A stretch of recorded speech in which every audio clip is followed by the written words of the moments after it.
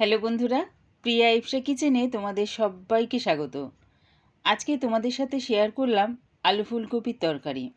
যে কোনো নিরামিষ দিনে এই বাড়িতে থাকা কিছু উপকরণ দিয়ে এই রকম আমার মতন করে আলু ফুলকপির তরকারি বাড়িতে বানিয়ে দেখো, দারুণ খেতে লাগে। রেসিপিটা ভালো লাগলে প্লিজ আমার চ্যানেলটিকে লাইক ও সাবস্ক্রাইব করে দিও। তবে দেখে নাও আমি এটা কেমনভাবে তৈরি করি। আলু ফুলকপির করার জন্যে আমি আলুগুলো দেখো এরকম একটু ডুমু ডুমু করে কেটে নিয়েছি। ফুলকপিগুলো দেখো বেশ খুব একটা বড়ও করিনি আর খুব একটা ছোটও করিনি, তবে ফুলকপির ডাঁটিগুলো বেশ খানিকটা কেটে বাদ দিয়ে দিয়েছি। সব কিছু ভালো করে ধুয়ে নিয়েছি।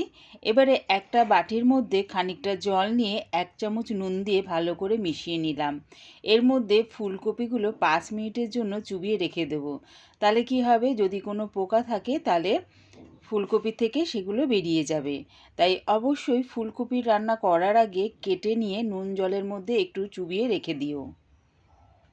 একটা পেস্ট বানিয়ে নেব। মিক্সি জারে দিয়ে দিলাম 2টো মাঝারি সাইজের টমেটো, 4টে কাঁচা লঙ্কা, 1 ইঞ্চি আদার টুকরো, 1 মুঠ ভাঙা কাজু, সামান্য একটু জল দিয়ে এটার একটা পেস্ট বানিয়ে নেব। গ্যাসটাকে হাই ফ্লেমে রেখে একটা কড়া বসিয়ে দিয়েছি, তার মধ্যে দিয়ে দিলাম বেশ খানিকটা সর্ষের তেল। অবশ্যই কিন্তু এই রান্নাটা সর্ষের তেলেই করো। এবারে আলুগুলো তেলের মধ্যে দিয়ে দিলাম। একটু নাড়িয়ে চাড়িয়ে এর মধ্যে আলু ভাজার জন্যে দিলাম স্বাদ অনুযায়ী নুন আর একটু হলুদ গুঁড়ো। নুন আর হলুদটা দিয়ে আলুর সাথে মিশিয়ে একদম লাল লাল করে ভেজে নামিয়ে নেব।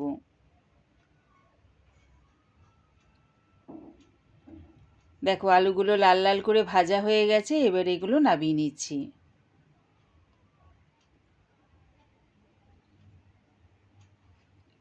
ওই তেলের মধ্যে ফুলকপিগুলো দিয়ে দিলাম ফুলকপি ভাজার জন্য সামান্য একটু নুন আর সামান্য হলুদ গুঁড়ো। নুন আর হলুদটা ফুলকপির সাথে মিশিয়ে আবারও আমি ফুলকপিগুলো লাল লাল করে ভেজে নামিয়ে নেব। দেখো ফুলকপিগুলো লাল লাল করে ভাজা হয়ে গেছে, এবার এগুলো নামিয়ে নেব।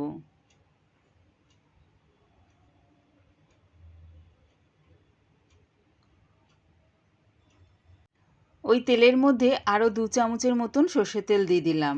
ফোড়নের জন্য দিলাম 2 টুকরো দারচিনি, 3টে ছোটো এলাচ, 4-5টা লবঙ্গ আর দিলাম 1/2 চামচ গোটা জিরে। যখন দেখবে ফোড়নের থেকে সুন্দর একটা গন্ধ বেরোচ্ছে তখন দিয়ে দিলাম ওই পেস্টটা। আদা, কাঁচা লঙ্কা, টমেটো, কাজুর যে পেস্টটা করে রেখেছিলাম সেটা দিয়ে দিলাম।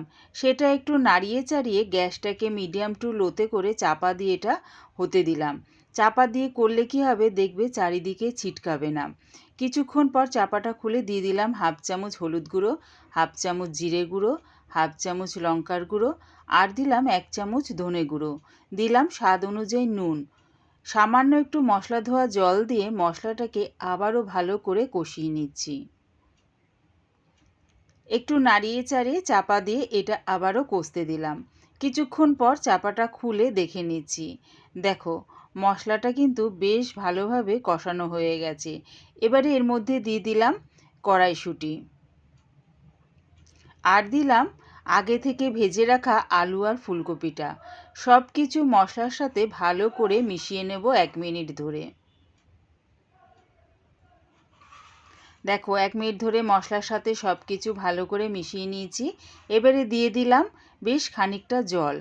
আলু সিদ্ধ হওয়ার মতন বেশ খানিকটা জল দিয়ে সব কিছুর সাথে ভালো করে মিশিয়ে নিয়ে চাপা দিয়ে এটা হতে দিলাম। এই সময় গ্যাসটাকে আমি হাই ফ্লেমে করে দিলাম। কিছুক্ষণ পর চাপাটা খুলে দেখে নিচ্ছি।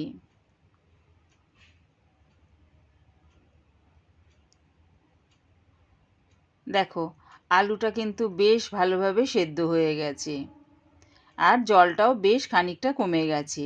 যে যেরকম গ্রেভি রাখবে সেই অনুযায়ী নামিও। এবার 1 মুঠ ধনেপাতা কুচি দিয়ে ধনেপাতা কুচিটা সব কিছুর সাথে ভালো করে মিশিয়ে নিয়ে আরও 1 মিনিট ফুটতে দিলাম। রেডি হয়ে গেছে নিরামিষ আলু ফুলকপির তরকারি। এই তরকারিটা তোমরা রুটি, পরোটা, এমনকি লুচির সাথে খেতেও দারুণ লাগে। আমার এই নিরামিষ আলু ফুলকপির তরকারিটা পুরো দেখার জন্যে প্রিয়া ইপসা কিচেনের থেকে তোমাদের সবাইকে অনেক ভালোবাসা রইল। রেসিপিটা ভালো লাগলে প্লিজ আমার চ্যানেলটিকে সাবস্ক্রাইব করে দিও।